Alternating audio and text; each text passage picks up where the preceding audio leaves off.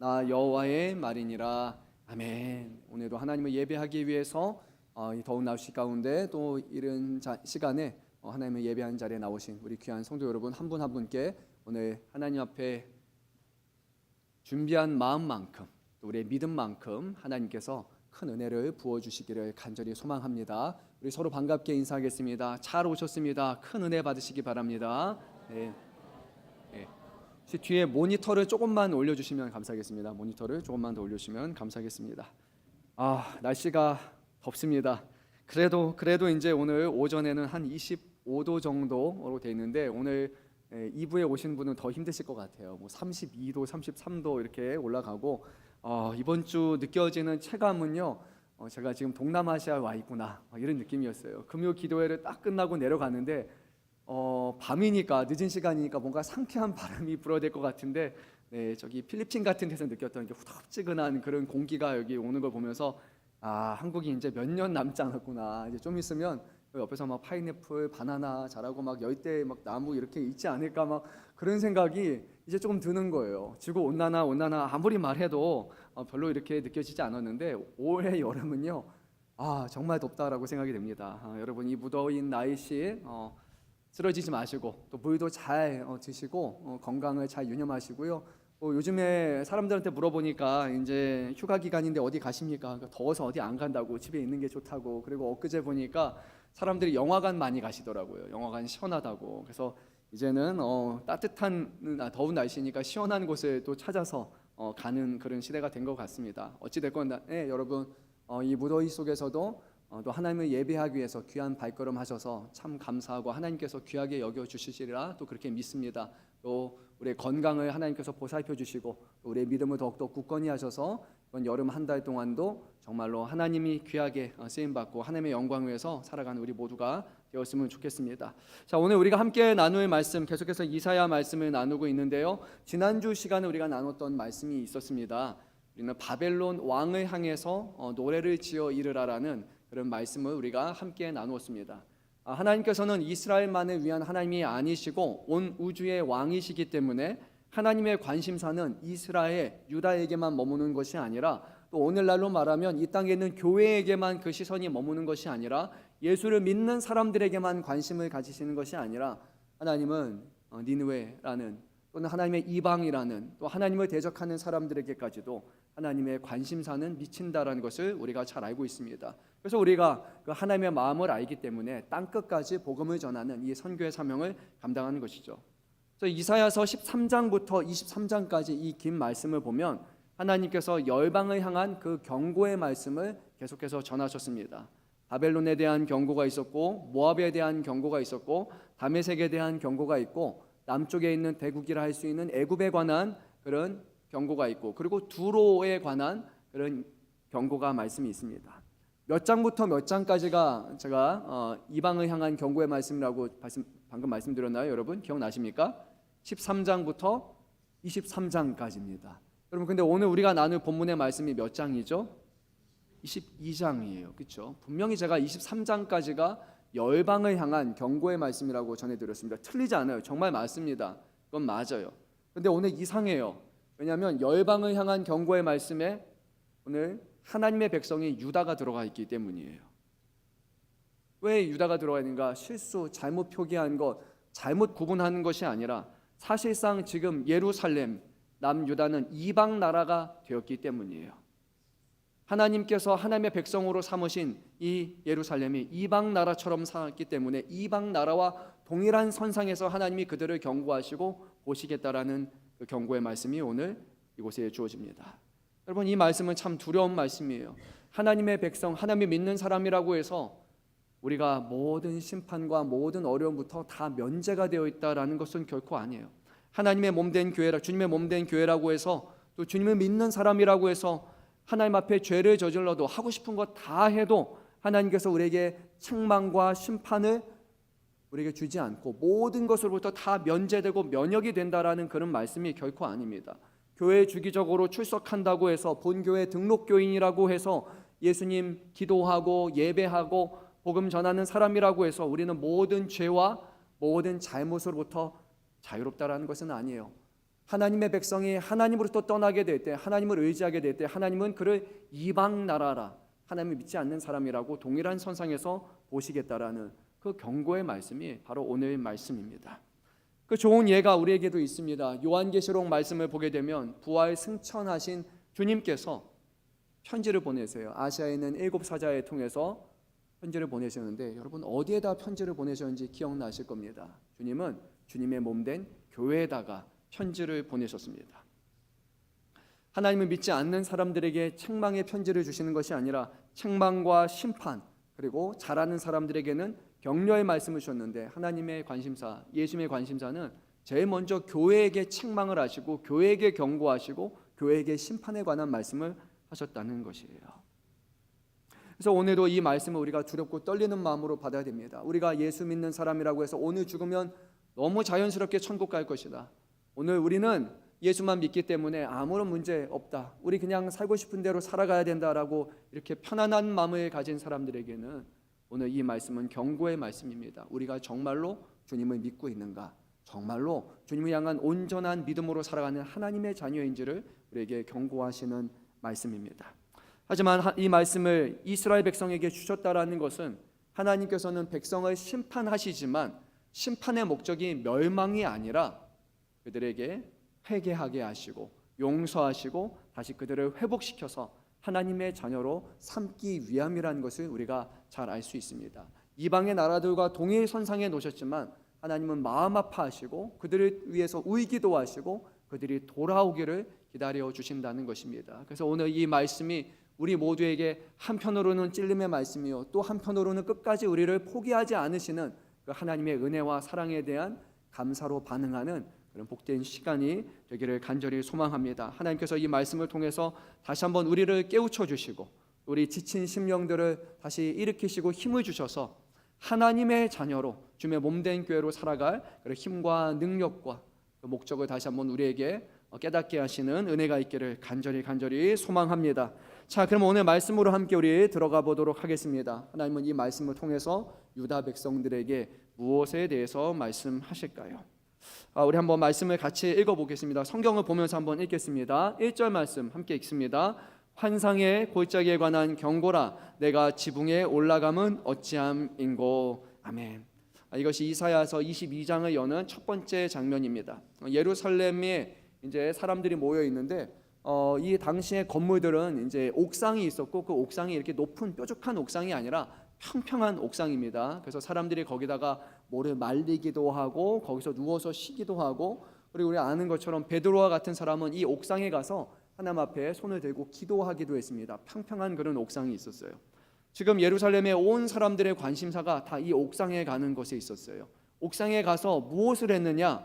무언가를 보기 위함이었는데 그것이 바로 2절 말씀에 이렇게 기록이 됩니다. 앞부분만 제가 읽겠습니다. 소란하며 떠들던 성, 즐거하던 고리요 라고 말씀합니다. 소란하며 떠들던 성, 즐거하던 고리요. 이 말씀을 통해서 지금 예루살렘 성에 아주 즐거운 일, 떠들썩한 일이 일어났음을 우리는 알 수 있습니다. 이사야서의 말씀의 배경에 보게 되면 아수르가 남유다를 지금 침략하는 것에 관한 그런 말씀입니다. 그에 앞서서 남유다에 대해서 먼저 연합군을 세워서 남유다를 공격하느냐, 또 아수르가 다시 반격해서 이스라엘 침략하느냐, 이것이 전체적인 이사야서의 그런 배경이라고 할 수 있어요. 근데 지금 정황상 보니까 사람들에게는 즐거운 일 그리고 소란하며 떠들썩한 일이 일어났다는 것은 상당히 긍정적인 모습으로 비춰주는 거예요. 정황상 아수르의 침략이 멈췄거나 또는 끝이 나고 그리고 사람들이 이제는 창과 검을 겨누지 않고 회군하는 그런 모습처럼 우리가 예상할 수 있습니다. 백성들이 너무 기뻐서 지금 지붕 위로 올라간 거예요. 예루살렘 성이 수도였고 이 예루살렘을 제외한 주변에 있는 한 40여 개의 조그마한 성들이 다 무너져 버렸고 지금 완전히 포위된 상황에서 죽을 것만 바라보고 있었단 말이에요. 죽을 날만 새고 있었는데 이들이 점점 군사가 뒤로 물리면서 하는 거예요. 사람들이 너무 환호 속에 드디어 전쟁이 끝났다, 드디어 하나님께서 우리를 구원하신다, 이제 문제가 없을 것이다, 사람들이 이 소란해하면서 즐거워하는 모습입니다. 근데 오늘 말씀을 보니까요, 소란 속에서 놓친 것이 하나 있다고 성경은 말씀합니다. 그들이 즐거워할 때가 아니라는 거예요. 오히려 그들이 기억해야 될 것이 있다고 말씀을 합니다. 2절 하반절부터 4절까지의 말씀을 제가 읽을 테니까 여러분들도 눈으로 같이 보시고 귀로 들으시기 바랍니다. 너희 죽임을 당한 자들은 칼에 죽은 것도 아니요 전쟁에 사망한 것도 아니라 너희 관원들도 다 함께 도망하였다가 활을 벌이고 결박을 당하였고 너희 멀리 도망한 자들도 발견되어 다 함께 결박을 당하였도다. 그러므로 내가 말하노니 돌이켜 나를 보지 말지어다.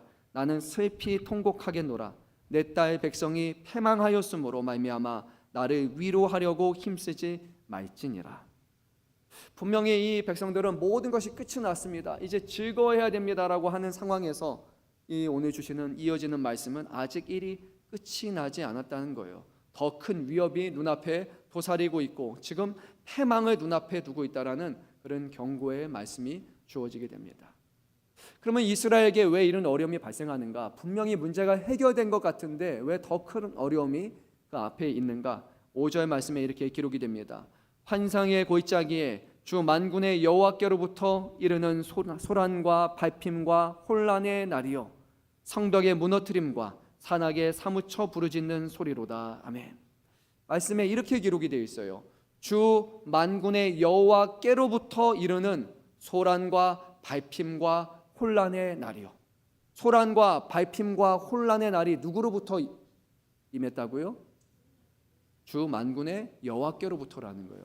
아수르가 침략한 것이 문제가 아니라 이 모든 어려움이 결국 하나님께로부터 시작이 되었다고 성경은 그렇게 말씀하고 있어요. 지붕 사람들은 지금 눈앞에 있는 것만 보면서 먼지만 보고 있을 거예요. 회군하는 것만 보고 들떠서 좋아하고 있을 것이에요. 근데 그 먼지 속에서 회군하는 병력을 보면서 그들이 보지 못한 것이 있었어요. 바로 이 모든 것을 주관하시는 하나님을 그지 보지 못했다는 거예요. 왜 아수르가 침략을 했는가? 왜 이스라엘에게 이런 어려움이 발생했는가? 지금 바로 자기들을 포위했던 사람들이 왜 뒤로 회군하고 있는가? 이 모든 문제, 이 모든 상황에 대한 것을 하나님께 묻지 않고 하나님과 관련 짓지 아니하고 단지 외적으로 드러나는 것만 바라보면서 그들은 기뻐하고 즐거워하고 소란을 떨고 있었다라는 거예요. 그러한 이 예루살렘을 향해서 붙여진 이름이 하나가 있었습니다. 오늘 1절 말씀을 보게 되면 환상의 골짜기라는 그런 표현이 사용이 됩니다. 환상의 뭐라고요, 여러분? 골짜기예요. 골짜기, 그렇죠? 근데 우리가 잘 아는 것처럼 예루살렘은요 산 위에 있는 도성이에요. 그러니까 골짜기라고 하는 것이 아니라 산 가장 높은 꼭대기라고 그렇게 봐야 된단 말이에요. 그래서 시온산을 얘기했고 순례자들은 예루살렘을 바라보면서 항상 올라간다. 해발 1000m 정도에 대단한 아주 높은 곳이라고 생각을 했어요. 근데 하나님께서는 오늘 이곳에 보면서 골짜기다라고 그렇게 말씀하셨습니다. 이곳은 높이 솟은 곳이 아니라 오히려 움푹 들어간 것처럼 보이는 곳이 바로 이곳이다라고 얘기해요. 높은 줄 알았던 도시가 시온산 가장 높은 곳 하나님을 예배한다라고 스스로 높아지던 이 도시가 오히려 사실은 낮은 곳에 있다라고 하나님은 이곳을 보면서 말씀하십니다. 뿐만 아니라 환상이라는 말씀을 하셨어요. 예루살렘은 계시의 도시입니다. 하나님께서 환상으로 하나님께서 말씀하시고 보여주시는 도시였어요. 선지자들이 그들이 보고 들은 것을 끊임없이 말했고 이곳에는 하나님이 임재하시는 성전이 있었고 그리고 이사야는 바로 이곳에서 하나님의 하늘의 보좌를 눈으로 보기까지도 했습니다. 그런데 이 환상의 도시, 이 도시가 보지 못한 것이 있었어요. 자신을 향해서 심판하시는 그 하나님을 보지 못했던 것이에요. 가장 많은 것을 보았지만 가장 많은 것을 들었지만 지금 가장 중요한 순간에 보지 못하는 도시가 바로 이 예루살렘이었습니다. 많은 사람들은 자기가 본 것을 중요하게 여기고 자기가 본 것에 자신의 인생을 걸어요. 눈이 보여야 손이 가게 됩니다. 그런데 이들은 봐야 될 것, 바로 하나님을 보지 못하고 눈앞에 보여지는 표면적인 환경만 보게 되고 그것을 통해서 모든 것이 다 이루어질 것처럼 그리고 여겨졌다는 거예요. 그런데 오직 그 가운데 한 사람만이 보여지는 현상이 아니라 그 현상 너머에서 이 모든 것을 주관하고 계시는 하나님을 보게 됩니다. 오직 한 사람만이 다르게 반응했습니다. 4절 말씀이에요. 나는 슬피 통곡하겠노라. 내 딸 백성이 패망하였으므로 나를 위로하려 힘쓰지 말지니라. 온 도시가 즐거워하고 웅성거릴 때 선지자 이사야만이 하나님의 환상을 보았고 하나님의 마음을 깨달아서 지금은 웃을 때가 아니라, 지금은 즐거워할 때가 아니라 슬피 울며 통곡해야 될 때라고 그는 울고 있었습니다. 이 눈물은 이사야만의 눈물이 결코 아닙니다. 성경에 보게 되면 선지자가 하는 행동은요, 결국 그 선지자의 뒤에서 일하시는 하나님의 마음과 하나님의 생각을 그대로 담고 있습니다.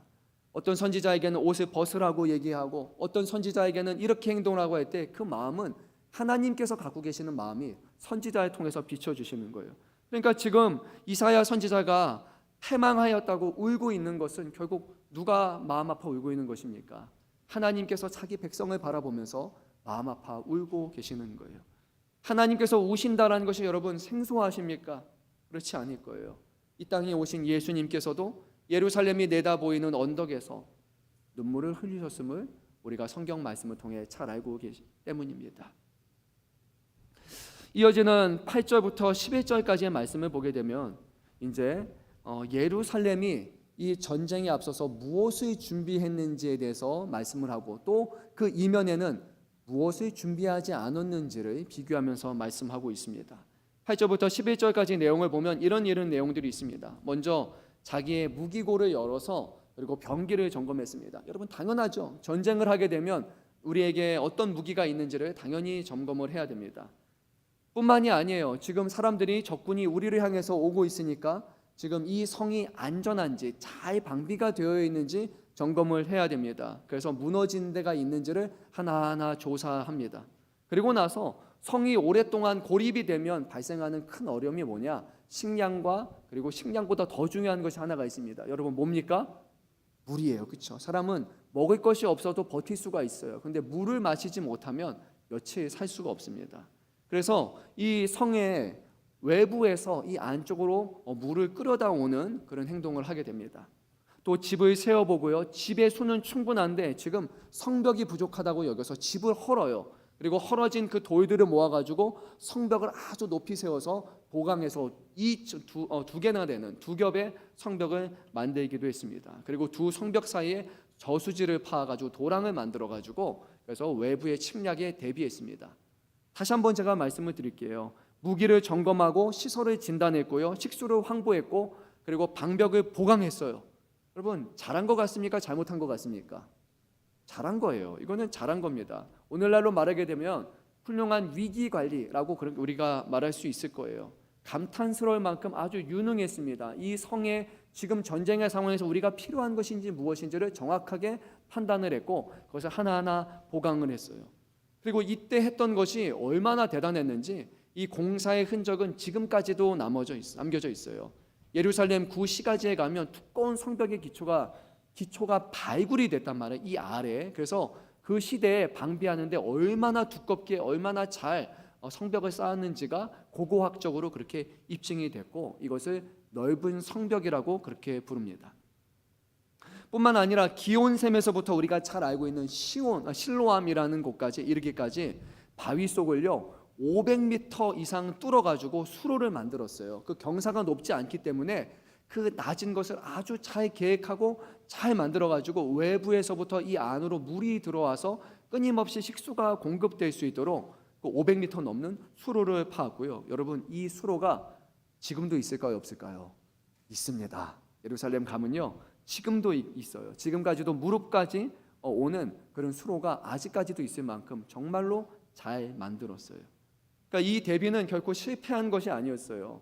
유능했고 효과가 있었고 2700년이라는 시간 동안 견뎌낸 만큼 아주 견고하게 만들어진 것이었습니다. 그런데 이것이 마냥 다 좋은 것만은 아니었습니다. 하나님께서 이런 대비를 보시면서 11절 말씀 하반절에 이렇게 평가하셨어요. 그러나 너희가 이를 행하신 이를 앙망하지 아니하였고 이 일을 옛적부터 경영하신 이를 존중히 여기지 아니하였느니라. 하나님은 왜 성벽을 쌓았느냐라고 책망하지 않으셨어요. 왜 물을 모았느냐라고 책망하지 않으셨어요. 하나님께서 문제 삼으신 건 그들이 한 일이 아니라 그들이 하지 않은 일에 대해서 하나님이 책망을 하셨어요. 물을 모으고 성벽을 세면서 이 예루살렘 그리고 이 이스라엘의 주인 그리고 이 이스라엘의 군대의 주인이 누구신지를 그들은 의지하지 않은 채 외적으로 할 수 있는 대비만을 그들은 하고 그것이 다 되었다고 여겼던 것이에요. 우리의 신앙 고백을 보게 되면 우리는 하나님의 섭리라는 것을 우리는 믿습니다. 하나님이 섭리하신다요. 근데 하나님의 섭리는 어떻게 이루어지는가? 하나님의 섭리는 보통은 수단을 통해서 하나님은 일하신다라고 그렇게 말합니다. 근데 하나님은 어떤 수단, 사람을 통해서 어떤 일들을 이루어지게 하실 수도 있지만, 또는 하나님은 수단 없이 하나님께서 특별한 방식을 통해서 수단을 거슬러서도 초자연적인 방식으로 하나님은 섭리하신다라고 그렇게 말합니다. 하나님의 섭리는 두 가지로 이루어지는 거예요. 하나님은 하나님만 하실 수 있는 방법으로, 그것이 나중에 아수르와의 전쟁에서 일어나게 되는데 초자연적인 방식으로 섭리하시지만, 또 사람들의 손과 사람들의 지혜와 사람들의 수고를 사용하셔서 하나님은 섭리하시기도 해요. 근데 문제는 뭐냐면 어떤 사람들은 이렇게 얘기합니다. 섭리를 믿으면 게을러진다라는 거예요. 하나님께서 알아서 하나하나 준비하시고 하나님께서 이뤄 가신다라고 생각을 하는 거예요. 하나님의 섭리를 꼭 하나님만이 하시는 것처럼 그렇게 생각하는 사람들이 있어요. 근데 우리가 잘 아는 종교개혁자 존 칼뱅은 그것을 딱 잘라서 이렇게 얘기했습니다. 섭리를 믿는다라는 것은 팔짱을 끼고 앉아있는 것이 아니라 주신 수단을 부지런히 쓰고 결과는 하나님께 맡기는 것, 그것이 바로 하나님의 섭리라고 그렇게 얘기했습니다. 섭리는 운명론이 아니에요. 가만히 있어도 하나님께서 알아서 움직이게 하시고 하나님께서 알아서 일하게 하시고 하나님께서 모든 것이 다 하실 것이니까 나는 그냥 가만히만 있으면 됩니다 라고 여기는 것은 섭리를 믿는 사람이 아니라 오히려 섭리를 믿지 않는 사람이에요.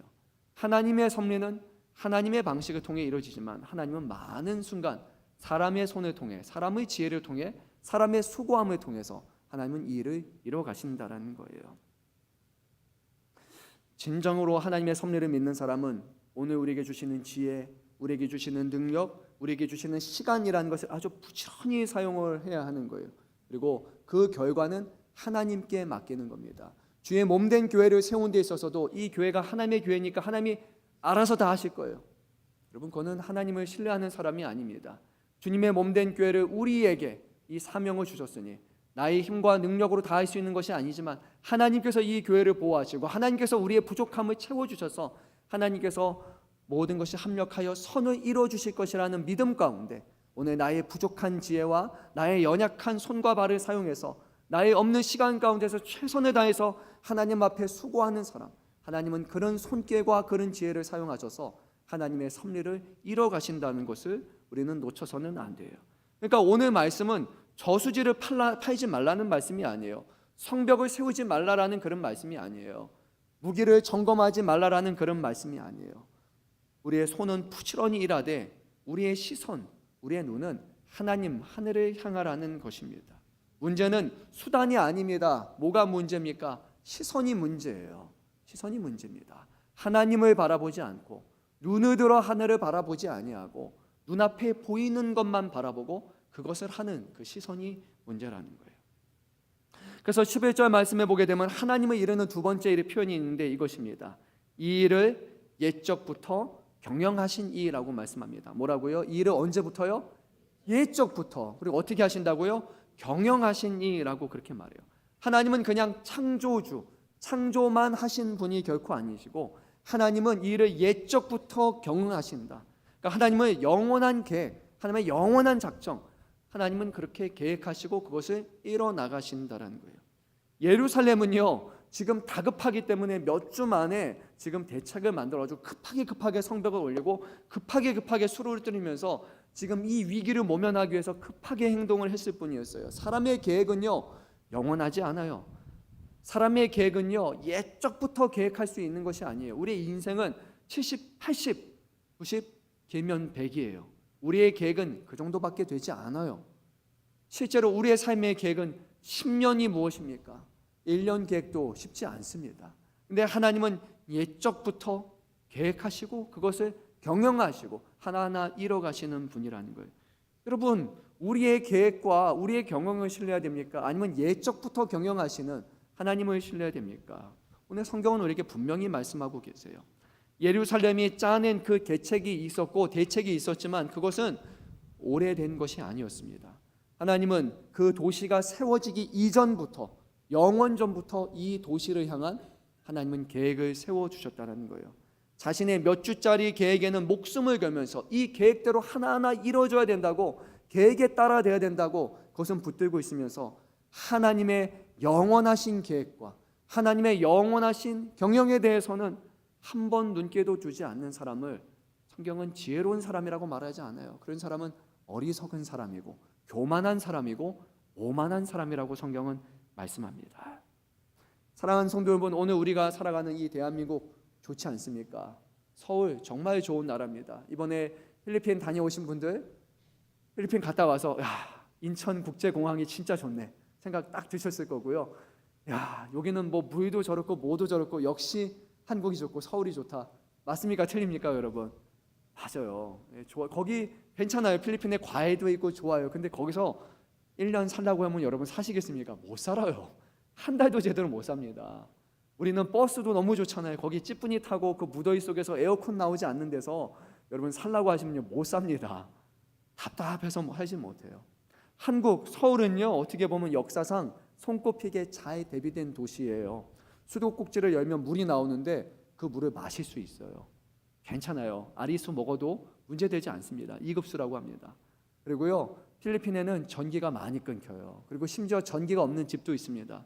우리는 전기 끊기면 난리 나요. 일어나서는 안 되는 일이 일어나는 거예요. 전기가 항상 있다는 것은 우리에게는 기본이에요. 에어컨을 틀면은 나온다는 것이 당연한 거예요. 그리고 지하철에는요, 지하철이 2분마다 오갑니다. 지하철이 1분만 늦어도 왜 안 오냐고 이상하다고 여겨지는 거예요. 버스가 늦으면 난리가 나요. 왜 버스가 늦냐고. 얼마나 그래요. 우리 서울은요, 너무 많은 것이 잘 준비되어 있어요. 언제든지 보험에 들 수 있고 연금도 받을 수 있고 청약도 있고 아이들은 학원도 다닐 수 있고요. 우리 아프면 건강검진도 할 수 있어요. 이 도시에서 많은 것들이 너무나 잘 갖춰져 있어요. 그리고 그게요, 우리의 신앙하고 그렇게 부딪힐 만한 것이 아니에요. 잘 정비된 도시에서 살아가는 것, 그리고 잘 정비된 교회에서 신앙생활하는 것이 여러분 문제가 되지 않아요. 오히려 좋은 환경에서, 이렇게 시원한 환경에서 예배할 수 있다는 것은 예배를 집중할 수 있고 하나님께 더 집중할 수 있기 때문에 우리는 감사하게 받아들여야 되는 거예요. 이것이 잘못됐다라는 것이 결코 아닙니다. 근데 한편으로 보게 되면 이것이 우리에게 함정이 될 수도 있는 거예요. 왜냐하면 이 도시에서, 이 서울에서는 우리가 하나님을 갈급해하고 하나님만을 앙망해야 되는 이유를 우리가 좀처럼 느끼지 못하기 때문이에요. 히스기야의 터널은 실제로 예루살렘을 살렸어요. 또 우리가 대비한 것들, 우리가 준비한 것들은 되게 잘 듣습니다. 그래서 우리는 모든 것이 잘 대비되어 있고 모든 것이 잘 갖춰져 있으니까 하나님 앞에 기도하지 않고 살아가게 되는 거예요. 아니, 기도는 하지만 앙망하지는 않아요. 그리고 하나님 앞에 예배하지만 하나님이 우리의 계획 가운데 아주 중요하신 분이라고, 하나님이 없으면 우리는 아무것도 할 수 없다라고, 모든 일의 최종적인 결정이 하나님께 달렸고 하나님이 예 아니요 하느냐에 따라 우리의 인생이 이리저리 될 수 있다라고 우리는 생각하지 않아요. 우리는 대부분의 것들을 우리의 계획과 우리의 결정과 잘 준비된 것, 그리고 거기에 하나님은 끄트머리에 조금 더해지는 거예요. 어려운 순간이 발생할 때, 위기가 발생하게 될 때, 그때 하나님은 작동하는 보조 전력과 같은, 그 정도로 우리가 하나님을 여기게 되는 거예요. 너무 차에 갇혀진 곳에서는 하나님의 우리가 바라보지 않게 된다는 거예요. 그래서 한편으로 생각해 보면 성공한 대책만큼 하나님을 잘 가리는 그런 커튼도 없다고 생각이 듭니다. 실패하면 실패는 우리로 하여금 무릎을 꿇게 만듭니다. 하나님 앞에 간절히 기도하게 만듭니다. 그런데 성공은요, 무릎 꿇게 만들지 않습니다. 성공은 하나님 앞에 기도하게 하게 만들지 않습니다. 성공은 오히려 우리의 눈을 더 멀어지게 만든다라는 거예요. 예루살렘 환상의 도시라고 불렀습니다. 왜 환상의 도시가 눈이 멀었습니까? 위기를 모면했기 때문입니다. 그리고 볼 것이 너무나 많았기 때문이었어요. 하나님만을 바라보고 하나님만을 의지해야 된다면 그들은 하나님께 기도하고 하나님의 뜻을 구해야 될 것이지만 볼 수 있는 게 너무나 많았습니다. 선택할 수 있는 게 너무나 많았어요. 군사도 있었고 시설도 있었습니다. 어디서든지 끌어올 것이 있었습니다. 그들은 성벽과 저수지와 그들의 군사에 이 예루살렘의 운명을 걸었던 것입니다. 성벽을 다 쌓고 저수지를 다 채운 그 밤에 예루살렘이 무엇을 했는지를 아십니까? 오늘 우리 한번 두 절 말씀 읽도록 하겠습니다. 12절, 13절 말씀 같이 읽도록 하겠습니다. 그날에 주 만군의 여호와께서 명령하사 통곡하며 애곡하며 머리털을 뜯으며 굵은 배를 띠라 하셨거늘 너희가 기뻐하며 즐거워하여 소를 죽이고 양을 잡아 고기를 먹고 포도주를 마시면서 내일 죽으리니 먹고 마시자 하는도다.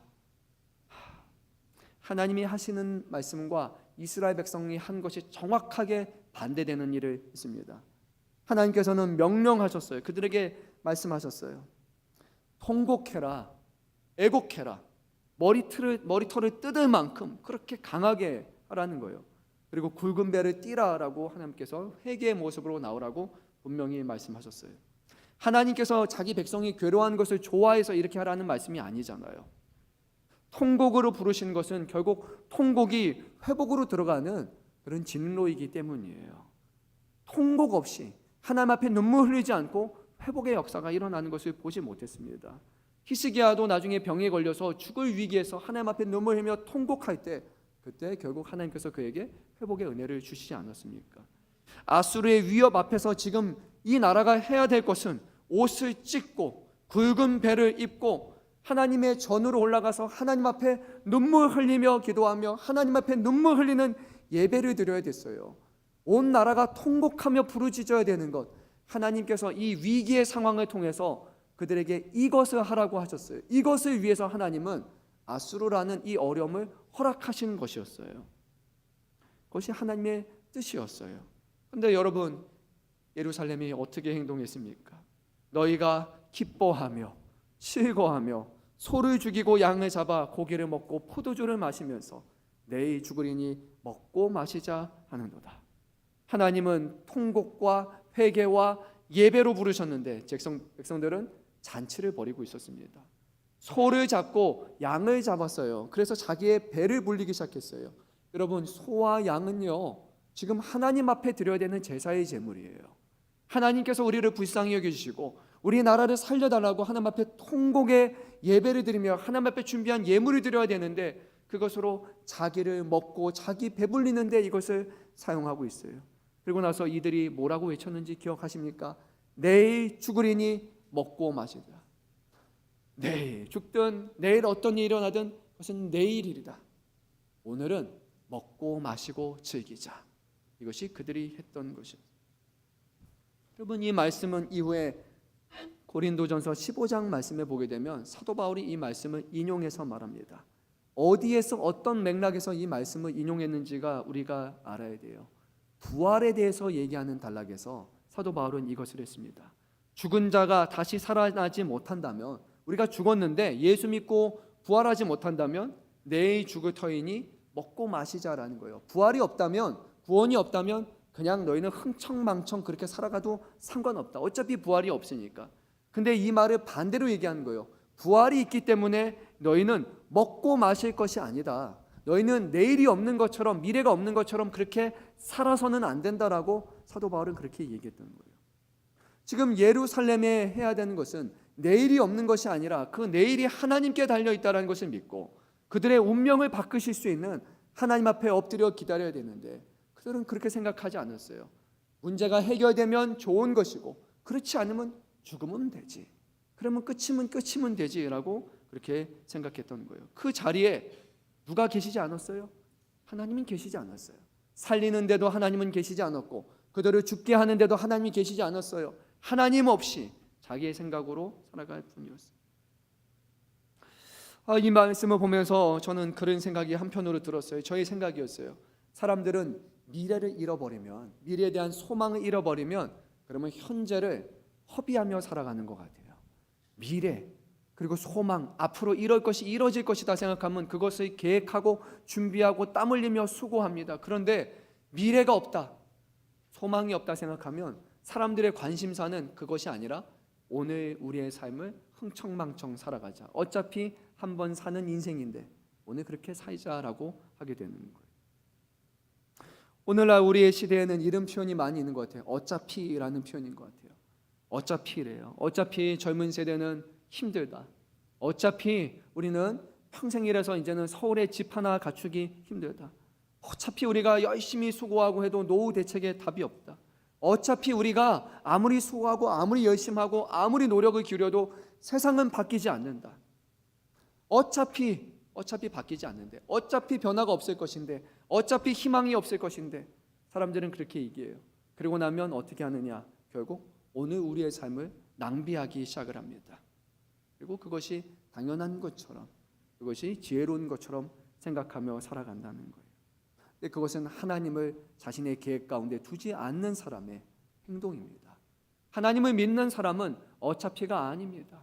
오늘 우리의 삶 가운데 이루어지지 않는다 할지라도, 오늘 우리가 심는 그 땅의 열매가 썩어져서 열매를 우리가 보지 못한다 할지라도, 하나님께서는 우리의 땀과 우리의 수고와 우리의 인생을 사용하여 주셔서 하나님의 나라, 하나님의 영광을 드러낼 것이다라는 그런 믿음을 가지며 우리는 하나님의 시간표에 맞춰 살아가는 사람이 되어야 되는데, 내가 오늘 누리지 못하고 내가 오늘 거둬들이지 못하고 내가 그것을 사용하지 못한다면 어차피라고 생각하고 아무런 수고를 하지 않는다는 거예요.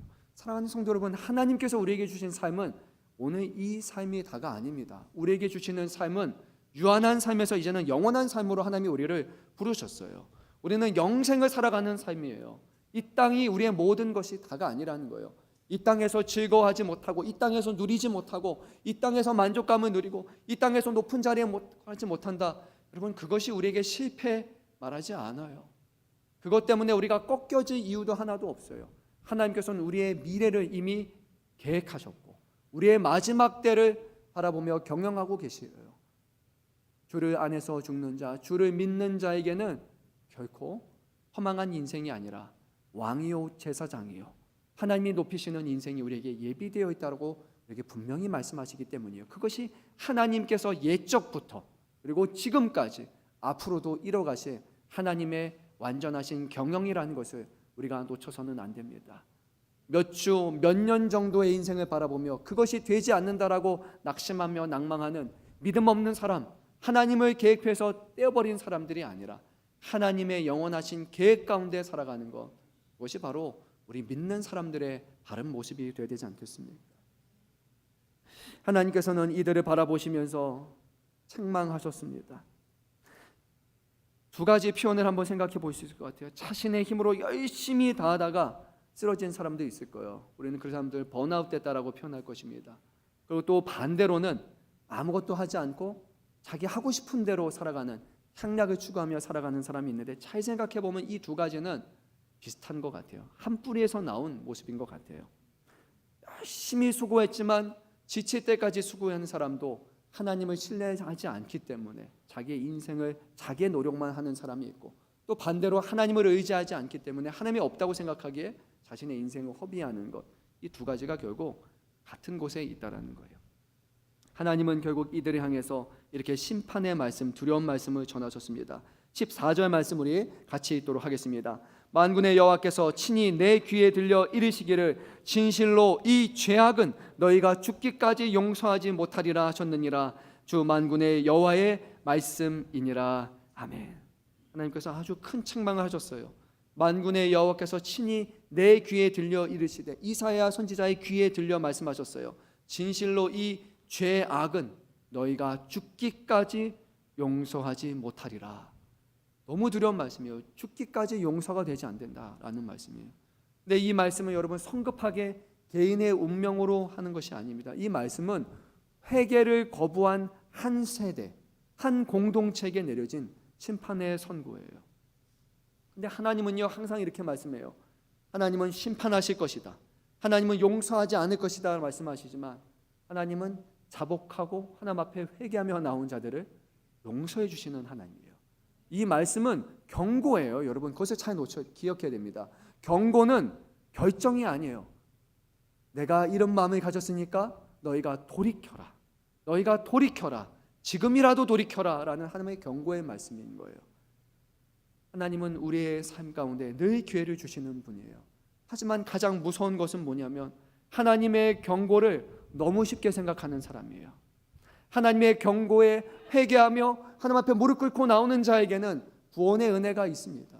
근데 하나님의 끊임없는 경고에도 불구하고 듣지 않는 자들에게는 하나님의 심판이 예비되어 있는데, 하나님의 심판은 우리가 생각하는 것처럼 갑자기 오늘 지나가다가 날벼락이 떨어져 죽는 모습으로 나오지 않아요. 로마서 1장 말씀에 보게 되면 가장 무서운 말씀이 있어요. 하나님께서는 그들을 내버려 두사, 하나님께서 그들을 내버려 두사, 하나님께서 그들을 내버려 두사, 세 번에 걸쳐서 하나님이 내버려 두셨다, 유기하셨다라고 말씀해요. 무엇을 내버려 두셨냐? 하나님을 떠나 하나님 앞에 죄를 범하는 사람들을 그대로 죄 가운데 살아가도록 하나님이 내버려 두셨다라고 하는 거예요.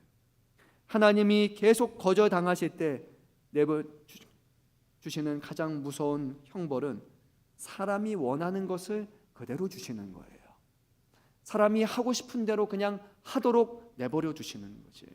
우리를 하나님이 붙들고 계시는 것이 아니라 우리를 우리 자신의 생각과 우리 자신이 하고 싶은 것에 멸망과 패망을 향해 가는 그 길에 우리를 가만히 내버려 두시는 것, 그것이 가장 무서운 심판의 모습이 될 것입니다. 이 말씀을 들을 때 마음에 불편함과 찔림이 온다면 그 분들은 내버려 둔 사람은 아닐 거예요. 성령께서 우리의 마음에 찔림의 마음을 두기 때문입니다. 근데 정말로 두려워야 되는 사람이 이 자리에 안 계셨으면 좋겠지만, 정말로 두려워야 되는 사람은 이런 사람이에요. 아무 생각이 없는 사람이에요. 마음이 굳은 사람이에요. 아무리 많이 들어도, 아무리 많이 경고의 말씀을 들어도, 아무리 많은 책망의 말씀을 들어도 찔리지 않아요. 별로 문제가 되지 않은 그 사람은 성령이 계시지 않는 그 마음이 강팍한 마음, 그 마음이 굳어져 버린 사람이라는 거예요. 우리의 마음이 찔린다라는 것은 성령이 두들기고 계시기 때문이에요. 그래서 우리는 하나님 앞에 감사할 수 있는 것입니다. 사랑하는 성도 여러분, 하나님께서 오늘 이 말씀을 통해서 우리에게 부르고 계십니다. 통곡의 자리에 우리를 부르고 계십니다. 하나님의 부르심에 대답하는 통곡은 결코 헛된 것이 아니라고, 하나님께서 구하시는 제사는 상한 심령이라고, 상하고 통회하는 마음을 주께서는 멸시하지 않을 것이라고 우리에게 분명히 말씀하고 계십니다. 오늘 우리가 바라보는 것, 우리가 의지하는 것이 무엇인지를 점검해 봤으면 좋겠습니다. 오늘 말씀 시간이 다 됐습니다. 이후에 두 사람의 말씀이 나오게 돼요. 한 사람은 하나님 앞에 하나님이 주시는 재물과 하나님이 주시는 그 높은 직위를 잘못 사용해서 아수르에 대해서 국고를 열어가지고 조공을 바쳤던 그런 셈나라는 사람에 대한 책망이 있을 것이고, 하나님은 그를 심판하신 다음에 그를 자리에서 내려놓게 하신 다음에 다른 사람, 바로 또 한 사람을 세우실 것이라고 말씀하시는데 그가 바로 엘리야김이라는 그런 사람이었습니다. 근데 오늘 말씀에 보게 되면 그에게 주시는 큰 은혜와 큰 영광에 대해서 말씀하지만 오늘 마지막 말씀을 보게 되면은 그 또한 영원하지 못한다는 것을 우리에게 전해줍니다. 우리 마지막 말씀만 한번 읽도록 하겠습니다. 25절 말씀 같이 읽겠습니다. 만군의 여호와께서 이르시되 그날에 단단한 곳이 박혔던 못이 사그리니 그 못이 부러져 떨어짐으로 그 위에 걸린 물건이 부서지리라 하셨다 하라. 나 여호와의 말이니라. 아멘. 두 사람이라고 말씀드렸습니다. 한 사람은요, 하나님 앞에 온전하지 못한 사람, 그리고 또 한 사람은 좋은 사람이에요. 근데 성경에 보게 되면 이런 사람들이 우리 가운데 많습니다. 우리는 셈나 같은 사람, 하나님 앞에 바른 선택하지 못하고 잘못하는 사람을 보면 실망해요. 그런 사람을 보면서 분노합니다. 그리고 나서 우리는 또 다른 사람들을 찾아요. 엘리야김과 같이 정말 좋은 사람, 정말 하나님 앞에 신실한 사람, 이번에는 좀 다를 것 같은 그런 지도자를 찾습니다. 근데 오늘 말씀해 보니까 그도 결국 부러질 것이다, 그도 결국 삭을 것이다 라고 말씀해요. 결국 우리가 바라봐야 될 것은 더 유능한 지도자, 더 훌륭한 인품을 갖춘 사람이 아니라는 것이에요. 사람에게는 하나님의 영광, 하나님의 일을 감당할 수 있는 그 무게를 감당할 수 있는 능력이 없다라는 거예요. 결국 이것을 통해서 우리에게 주시는 것은 사람 자체가 문제가 아니라 우리가 바라봐야 될 것, 사람의 연약함과 부족함을 통해 우리는 살아있는 사람이 아니라 영원하신 하나님을 바라봐야 된다고 오늘 성경은 우리에게 분명히 말씀합니다. 하나님을 믿고 하나님을 신뢰하는 자는 실망하지 않을 것이지만, 여러분, 사람을 믿고 사람을 신뢰하는 자는 반드시 후회하고 실망할 날이 있을 겁니다. 그 사람을 믿고 신뢰하는 그 마음이 커지는 만큼 그것이 더 큰 배신과 후회로 돌아갈 날들이 분명히 있을 거예요. 사람을 의지하지 마시고 영원하신 작정 가운데 오래전부터 계획하시고 경영하시는 그 하나님을 우리가 믿고 신뢰하기를 간절히 소망합니다. 오늘도 우리가 살아갑니다. 좋은 환경 속에서 살아갑니다. 그 환경이 다가 아니라 이 모든 것을 통해 어떻게 하나님을 기쁘시게 할까? 주어진 좋은 환경 속에서 어떻게 하나님을 더 깊이 섬기며 영화롭게 할까? 예루살렘이라는 곳만 바라보지 마시고 예루살렘에서 어떻게 하나님을 예배해야 되는지를 바라보라 말씀하신 것 같이 오늘 이 자리 우리의 환경에서 하나님을 최선을 다해 예배하시고 하나님 앞에 심판받는 사람들이 아니라 책망받는 사람이 아니라 잘했다 칭찬받고 하나님 앞에 귀하게 쓰임받는 우리 모두가 되기를 간절히 소망합니다. 우리 함께 기도하도록 하겠습니다. 제가 기도